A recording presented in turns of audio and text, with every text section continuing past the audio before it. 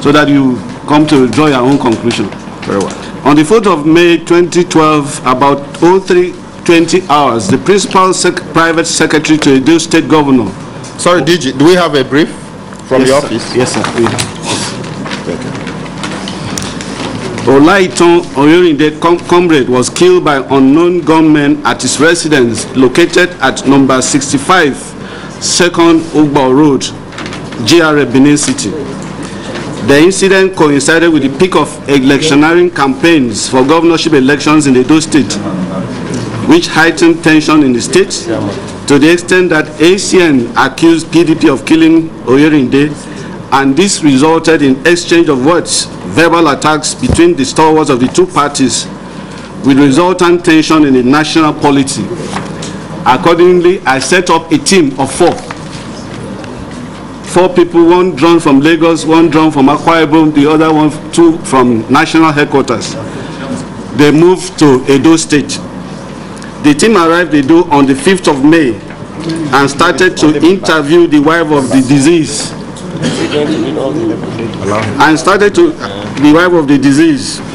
Funke Labake Oyerinde, on the incident. Thereafter, the team collected the telephone data of the deceased taken away by assailant. The team also carried out mobile forensic analysis. Please give the, sorry, DG, give this the presentation to only members of the committee, please.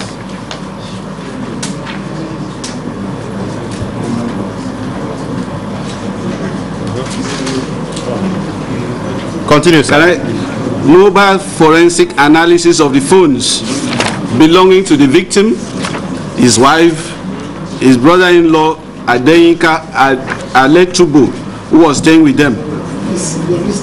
The phone numbers are 080-351-37162, belonging to Oyerinde, and 070-5167-6455, belonging to Oyerinde. 080-6627-8666, Funke Oyerinde's phone, and 080-330-58580, belonging to Adeyinka. The call data records of late Oyerinde's GSM line 070-5167-6455 with phone international. You know, when you remove a SIM card from a phone, every phone has international mobile equipment identity, so that even when you put in another SIM card, that international mobile equipment identity can always record. So the international mobile equipment identity of Oyerinde's phone was 35469504311887 was obtained. The CDR of Funke Oyerinde's line 08066278666 registered as Labake Oyerinde with international mobile equipment identity number 3554650488358 was obtained from MTN Nigerian network. Also obtained from this network was the CDR of Oyerinde's MTN line of 08035137162 with international mobile equipment identity number 357696041479100. The investigation team phone's forensic analysis revealed that Oyerinde's phone with international mobile identity number 3546950431187 was a BlackBerry 9800 and was used on May 5th of May 2012. He was killed on the 4th of May. His phone came up on 5th of May by one Hassan Bashiru with GSM number 08035555536 between 13:36 hours and 17:20 hours in Benin City, Edo State. And that one Sani Yaro Abdulwahed with GSM number 08060727332 used the same phone from 18:11 hours of 5th of May 2012 till 10:31 hours of 6th of May 2012 within Benin City. Furthermore, forensic analysis revealed that Olaitan Oyerinde's phone with international mobile equipment identity number 355-36-50488-3586 was a BlackBerry 9800 and was used by one Mohammed Sani with GSM number 08066818818 on the 8th of May 2012, about 15:53 hours. Same phone was later found to be active on GSM number 08036555537, belonging to one Lawal Abubakar in Kano State, 11th of May 2012, at about 15:49 hours. By 14 May 2012, the mobile forensic analysis of the victim's stolen phones, that of his wife and his brother-in-law, showed that one Sani Yaro Abdullahi, Lawal Abubakar, and Mamane Sani either used or bought the victim's phones. I hope this is very well. Yeah. We are following. Yeah. Then we now went to Labake, that's Funke's the wife. The wife of the victim, Funke Oyerinde, alleged that 4 gunmen invaded her residence on the 4th of May 2012 between 12 o'clock and 1 o'clock at number 65 2nd Ugbo Road, Benin City, adding that the 3 of them assailant entered the house through the main door while one member was outside keeping vigil. She alleged that the assailant demanded for money, jewelries, and gun, as well as the whereabouts of her husband, Olaitan Oyerinde, who was then sleeping in the sitting room. She noted that one of the assailants used gun boot to wake the husband up, while the one outside demanded to know if the gate was locked, but she told them that as the gate man is supposed to be at the gate, is supposed to lock the gate. She further alleged that while the 2 assailants were searching for money, jewelries, and gun, the one outside threatened to shoot her husband, adding that her husband later rushed into the bedroom and shut the door. The gunman outside immediately opened fire through the window on her husband, believing, when the man ran into the room, I think he tried to enter into the bed. So they believed that as he was entering into the bed, under the bed, he was bringing out a gun, so they shot at him. She posited that the assailant shot Oyerinde 2 times on the cheek and the stomach, adding that the trigger-happy assailant told her that her husband killed himself and directed her to call the police. She affirmed that the hoodlums scattered away 3 BlackBerry phones, 1 BlackBerry Bold phone, 1 iPad, 2 Galaxy Pad, 1 laptop, a wedding ring, an unspecified amount of money belonging to the victim's brother-in-law, Adeyinka Aletubo, before departing through the pedestrian gate. Then we also obtained statement from Adeyinka Aletubo, is the victim's brother-in-law. This brother-in-law, Adeyinka Aletubo, alleged that while he was sleeping in the bedroom, he heard noise and a torchlight flashed into his eyes by a gunman. He noted that the gunmen searched and collected the sum of 40,000 naira cash, 1 IBM laptop, a BlackBerry Touch, a T-Salad Wi-Fi, MTN Fast Link, Galaxy Tab 101 before he was marched to the sitting room to meet with his brother-in-law. So Olaitan Oyerinde and his wife Funke, he further alleged that when Oyerinde dashed into the room and shut the door, one of the armed men shouted at Oyerinde's wife and directed her to tell her husband to open the door and consequently release some shots, which prompted the woman to appeal to the husband to open the door.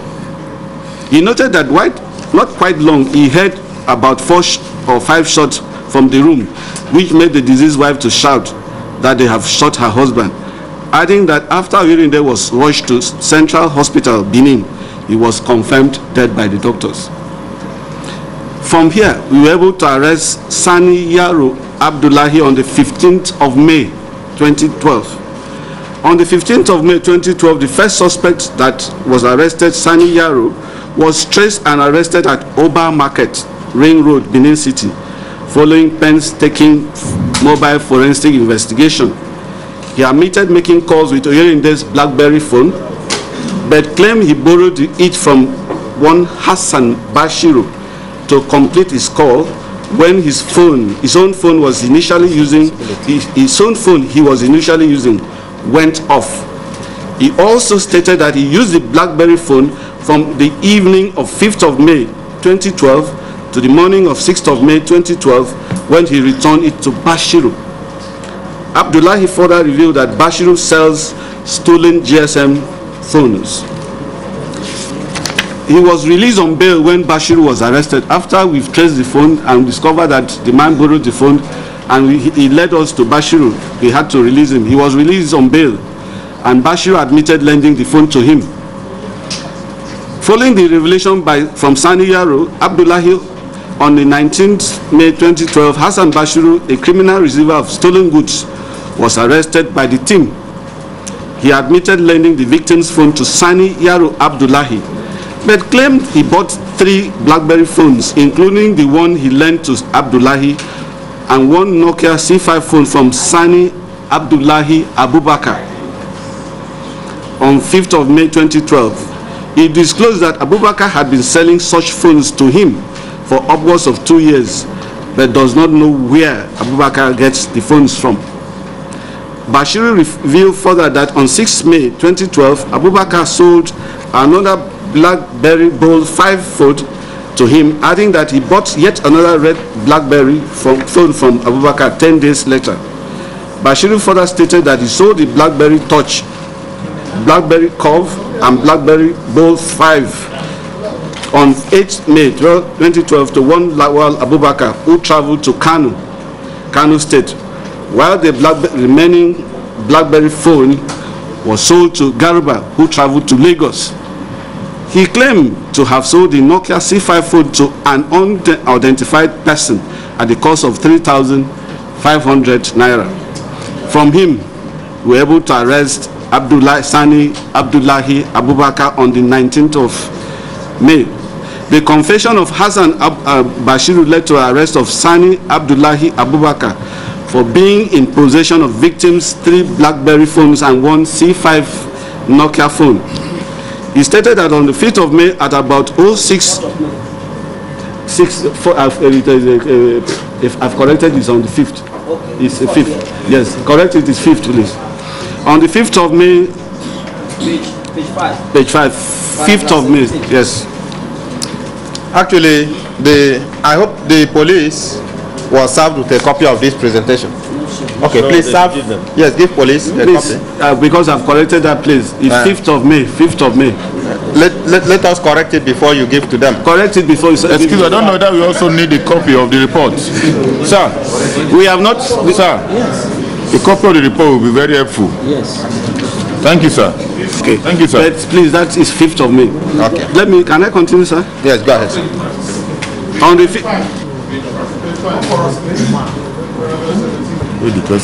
On the 5th of May 2012, he stated that on the 5th of May 2012 at about 06:00 hours, he received a call from his friend, simply known as Abu.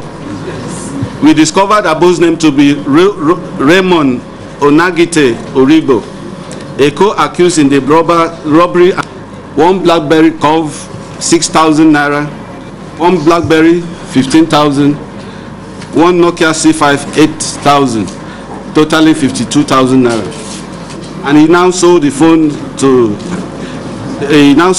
at 57,000. Made a profit of 5,000.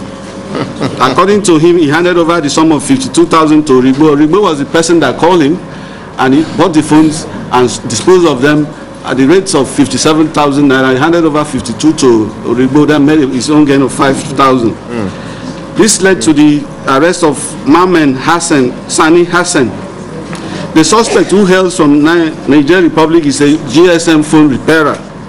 He was one of those who effected the repairs of the disabled lock codes on the phone of the victim and used one of the victim's phones. He stated that on Sunday, 6 May 2012, about 11 hours, Hassan Bashiru called him on phone to inform him that he has a BlackBerry touch handset for repairs, adding that Bashiru later gave him the handset to repair. He noted that he eventually effected repairs on the phone the next day, 7th of May 2012, and used his own GSM SIM card to ascertain the effectiveness of the repairs. He posited that instead of Bashiru paying him for his work, Bashiru gave him another BlackBerry Javelin handset for repairs, which he later converted to his personal use because Bashiru refused to pay for the previous work done for him. Bashiru agreed to have given him the phones for repairs. The phone repairer was released on bail. This now led us to the arrest of Raymond Onagite Oribo. Oribo was arrested at the residence of one Elvis Imaribe Onofe at number 5 Ogwola Street, Benin City. He confessed to have sold the victim's phone to Sani Abdullahi Abubakar. He further confessed that himself, Oribo, Chikeze Ede, Muhammad Ibrahim Abdullahi, and one Sani at large went for a robbery operation, which took place at about 0100 hours of 4th of May 2012, adding that they were led in the operation by Abdullahi, who also provided the 3 guns which were used during the operation. Oribo posited that when they arrived at the residence of the victim, he was standing outside the compound while the 3 other gang members went inside. He noted that Abdullahi, the gang leader, shot dead the owner of the house, which made them the robbers to hurriedly leave the house for fear of being arrested. He concluded that his share from the operation was a sum of 6,000 naira, 1 BlackBerry phone, which were given to him by Abdullahi. He then gave useful information that led to the arrest of Chikezie Ede. Due to sustained investigation following confession of Oribo that Chikezie was among the 4-man gang that robbed and killed Oyerinde, on 4th of May 2012, Chikezie was arrested on 4th of June 2012 at Hotel de Elegance, Ubo, Benin City. Upon arrest, he stated that on 3rd of May 2012, he was called on phone by Muhammad Ibrahim Abdullahi. He informed him of an impending armed robbery operation and requested that Chikezie, should meet at Ugbo Parliament. That is a drinking joint along Ugbo Road in Ugbo area of Benin City to perfect the operation. He revealed that Abdullahi also informed him that the security guard at the house targeted for robbery was his village man, whom Abdullahi was not comfortable with because of the unguarded utterances of the guard towards him during their village meetings. Chikezie noted that when he met Abdullahi at Ugbo Parliament, Abdullahi told him that the owner of the affected house works with the state government and has much money at home. He asserted that himself, Chikezie, Oribo, Abdullahi, and the other person still at large executed the armed robbery operation. Chikezie averred that Abdullahi, who was the leader of the gang, provided the 3 guns used for the operation. He affirmed that Abdullahi shot dead the victim through the bedroom window. He shot him from the bedroom window.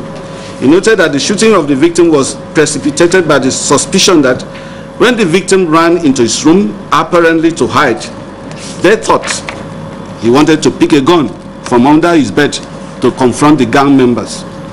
The suspect further stated that Abdullahi gave him 1 phone out of the 5 phones and 1 Apple iPad collected during the operation.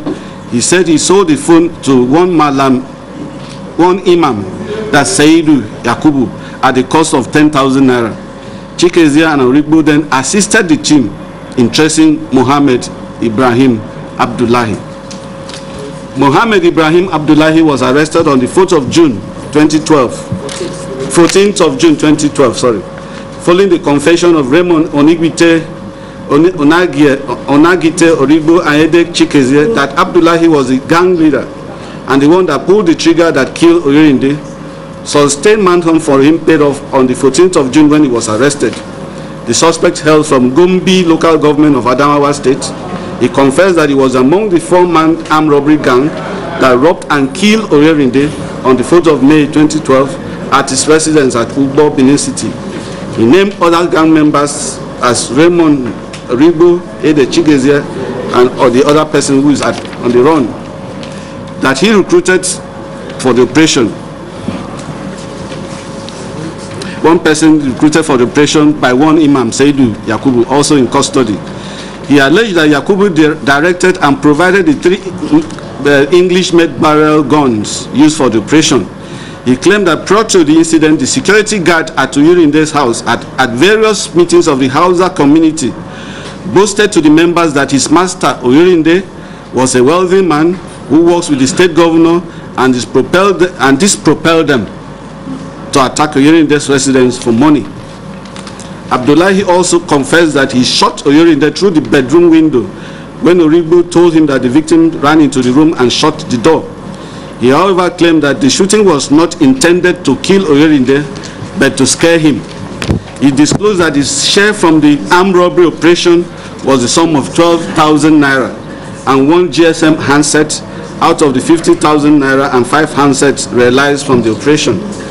And Roman Oribo adding that he has been buying stolen items, including dollars, jewelries, and GSM handsets from Chikezie. He noted that he introduced Chikezie to Abdullah, the police. He equally stated that he introduced one Ali, now at large, to Abdullahi for armed robbery. He further mentioned various items he had bought from the gang members from other armed robbery operations carried out by the gang. However, Yakubu averred that while he knew Abdullahi, Chikezie, and Oribo as armed robbers, he has never participated in any armed robbery operation. He reiterated that he has been buying stolen items from armed robbers, but denying ever supplying guns to Abdullahi for his gang and his gang for the robbery operation. Then, by this time, Lawal Abubakar Yahya was arrested in Kano on the 31st May, having discovered through forensic analysis that the victim's wife's phone, which was part of the ones taken away on the day of the incident, was active on GSM number 080365553 belonging to Lawal Abubakar in Kano State, coupled with Hassan Bashiru's statement that 3 of the victims' phones were sold to one Lawal Abubakar on 8th of May, who traveled to Kano State. Monitoring was sustained until Lawal Abubakar was arrested in Kano on 31st of May 2012. Subject admitted he has been buying fairly used phones from Hassan Bashiru for some time now. He stated that sometime in May 2012, Bashiru sent him 4 pieces of BlackBerry phones comprising of 2 touch and 2 curved models. He averred that Bashiru told him that the BlackBerry Bold and BlackBerry Touch phones should be sold at 45,000 naira and 35,000 naira respectively. These are those who took part from our own investigation. These were the people that took part in the robbery and murder of Oyerinde. Mohammed Ibrahim, he pulled the trigger that killed Oyerinde. Raymond Onagite Origbo, Ede Chikezie, and Sani still at large. All the 3 arrested suspects confessed to have been those that robbed and killed Oyerinde. Both Oribo and Chikezie corroborated Abdullahi's confession that he pulled the trigger that killed Oyerinde. These are the people that received the stolen goods: Hassan Bashir, Sani Abdullahi Abubakar, Saidu Yakubu, Lawal Abubakar. On 16th of June 2013, having confessed to have 2012, sorry, it's a mistake, 2012. Okay. 2012. Please correct 2012. Please, paragraph 36. Yes, 2012. 16 June 2013. It's 2012. The correct thing is 16 June 2012. 2012. We have not reached June yet. Yes, we have not. Yes. And that is your luck. Yes, sir. Because otherwise it would have been the same type of mistake being alleged. No, yes. Having confessed to have fired the shot that killed Oyerinde, Mohammed Ibrahim Abdullahi led service investigators to one of their hideouts in a bush near his house at Ugbo area of Benin City, where the guns used for the robbery operation, including one that killed Oyerinde, were hidden.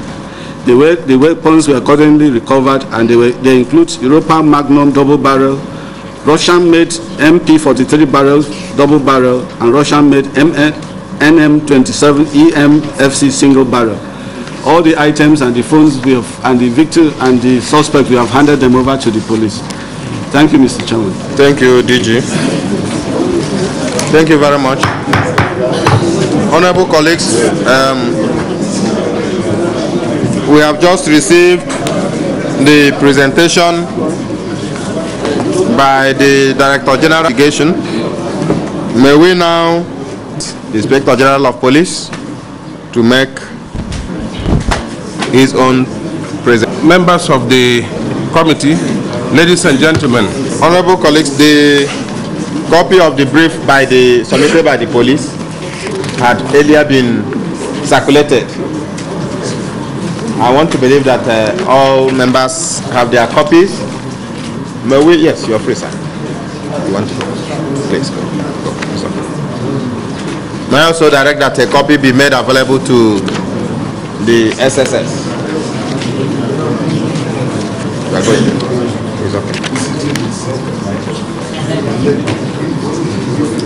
Can SSS confirm receipt of a copy of the brief? Okay. One. If you don't have, you can always make a copy. Yeah. Please, sorry. Can I have them? Can I have them? The volume to be given to them. Yes, sir. The one to be given. Yeah, thank you, Mr. Chairman, sir. Yes. Thank you for the opportunity also to put across the side of the police.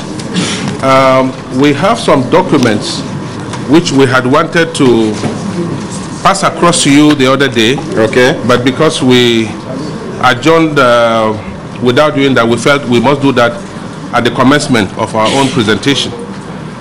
I think, yes, others have been forwarded, but we have a very important document which contains several other exhibits, and permit me to hand over this to Mr. Chairman. Yes. I'm bring it. Yes. Chairman, sir, can I raise observation? Your Excellency, just hold on. We'll get back to you. Now,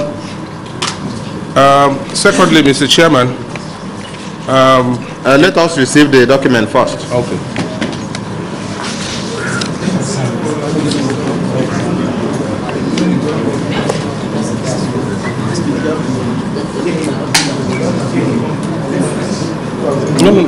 No, they're of the same document. Only one. Yes, can you enumerate the documents?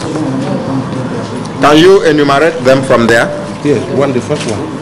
One is the first one. Yes, just say it, the document.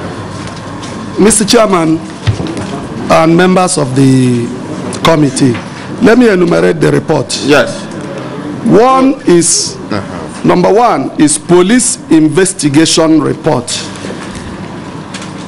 Yes. In the case of conspiracy, armed robbery, and murder of Olaitan Oyerinde, as investigated by the police. The date is 1st August 2012.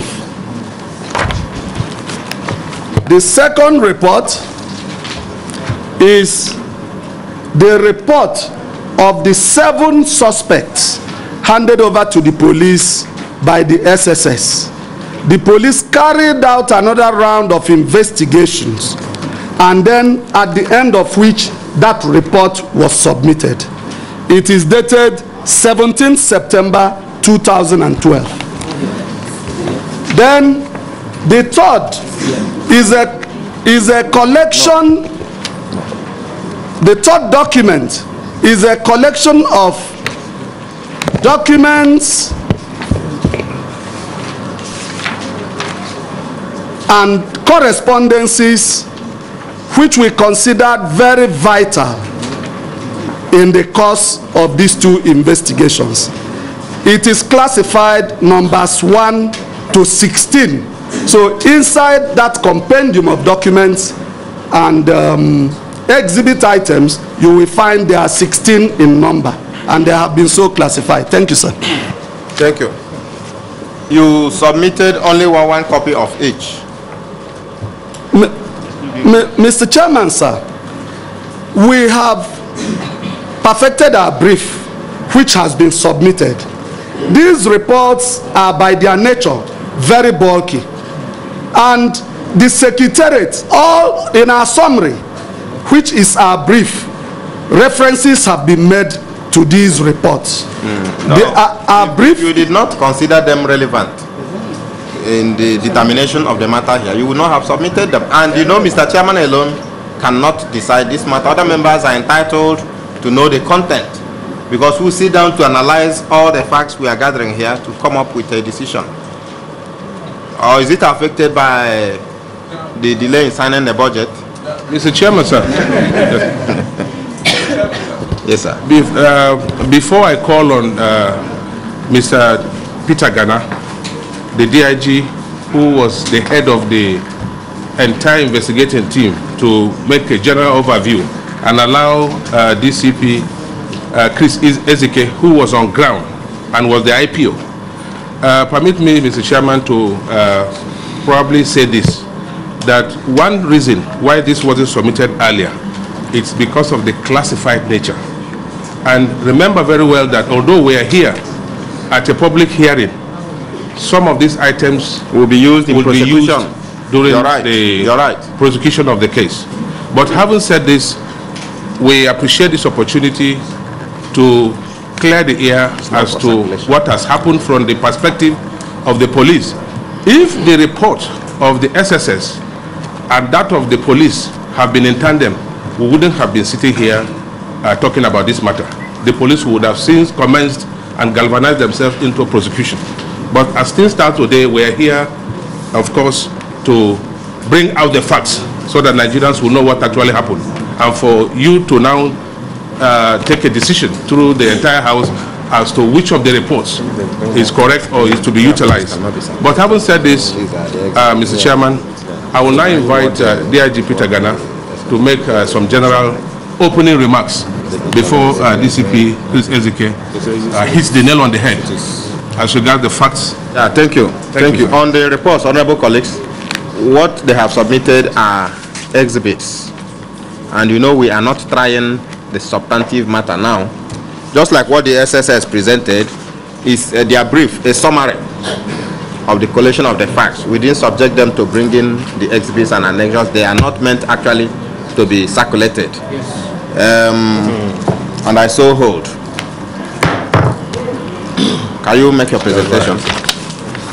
Thank you, Mr. Chairman. Honorable Chairman, sir. Honorable members of the committee. Sorry, before that, Your Excellency, yes, you wanted to make an observation. No, I'm clear. I thought Mr. Gazama wanted to play the role of the DIG, just to say I know that the DIG can read and write and is capable of presenting his own report. No. If they so decided, they are protected under the law. All right. As the chairman, please. Thank you. Honorable Chairman, sir. Go ahead, sir. Honorable members of the committee, the clerk of the committee, gentlemen of the media, distinguished ladies and gentlemen. I'm DIG Peter Ugolor, MNI, the DIG in charge of D Department for CID investigations. I want to make clear from the start, sir, that I am not DID for the case of Olaitan. I'm DIG in charge of the federal investigation. And I receive not less than 2,300 cases every year to supervise. This is just one out of them. I want the records to be put straight on that. I like what the son have said earlier. I will give an overview. I'm here with the team leader, and the team leader will give the details of the police investigation so that we put the record straight before this honorable committee. In the early hours of 4 May 2012, a gang of armed robbers invaded house number 65, 2nd Ugo Road, Jare, Benin. Sorry, DIG, may we know where you're reading from? Because we have only one submission from the police. Sorry? The last sitting I made a circulation. I distributed this last session. Okay. It's on page 1. I'm now reading through it verbatim because I know time is of essence. So I'm going to keep issues I raised. But last session it was distributed. It was distributed. The one we have. Well, once the chairman has a copy, you two don't have it. No, I can't see a copy. Okay, do you, DIG, do you have any spare copy there? I have 2 other extra copies here. Okay, please. Maybe one here, one to Let's be guided by it. one to SSS. In the early hours of 4 May 2012, a gang of armed robbers invaded house number 65, 2nd Ugolor, GRA, Benin City, where the Y1 Comrade Oyerinde Olaitan lived This is it. with his family. The gang robbed the family of 5 telephone handsets, 2 laptops, a Galaxy iPad, a wedding ring, assorted currencies, and jewelries. They also shot at and killed Comrade Oyerinde Olaitan. Consequently, the Inspector General of Police directed the first CID to investigate, and the Deputy Inspector General of Police, D Department, myself, to proceed to Benin City that same day to set the machinery for the investigation, which I did. In compliance with that directive, I detailed a special anti-robbery team led by DCP Chris Ezike, sitting beside me here, a team of crime investigators and forensic led by CP Vincent Oka, now retired, pathologist team led by ACP Wilson Okihu. The teams visited the scene of crime on the 5th of May 2012 and commenced work immediately. 2 methods came to mind when we started off. Is suspect to crime method. By this, we use intelligence and information gathering, and subsequently 3 telephone lines were opened 24/7 to members of the public with a reward prize of 10 million as promised by Governor Oshiomhole. Raiding of criminal hideouts was assigned to and conducted by Edo State Police Command, and I made contact with other sister agencies for intelligence sharing, the director of SSS in the state and the controller of prisons, Edo State. Investigations. The second method later gave the detectives the lead. First lead, on 9 June 2012, forensic analysis of BlackBerry and SIM card that used the telephone of Mrs. Oyerinde, which was stolen by the hoodlums, led the team to Gana. The detectives got information that JTF earlier raided the house on 21 May 2012, where the occupant escaped, but that the police on the tip-off later arrested the escapee and handed him over to the SSS in Gana on the assumption that he was wanted by the JTF. Attempts made through official correspondences to the sister agency DSS to take over or have access to the suspect yielded no positive results. The team therefore could not